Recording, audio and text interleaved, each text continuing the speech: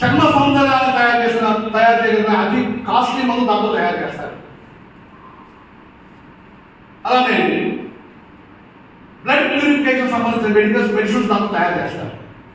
India నుంచి రా materials తెప్పించుకుని వాళ్ళు సౌందర్య సంబంధించిన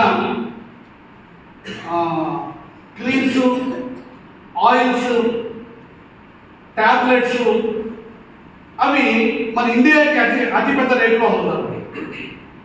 సో అంతకుముందు చైనా, జపాన్కి వెళ్ళేది మన ఎర్రచందనం.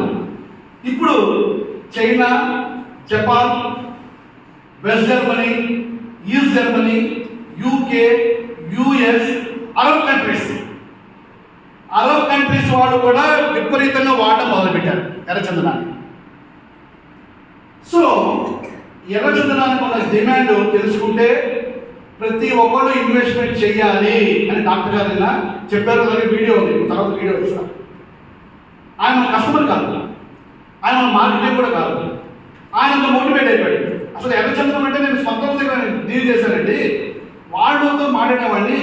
నేను డాక్టర్గా అయ్యాను, నేను కూడా కనీసం దొమ్ము మోసం దగ్గర పడేసిన గారు 10 కోట్లు వచ్చేది కదా నా ఫీలింగ్ నాకే వచ్చిందండి.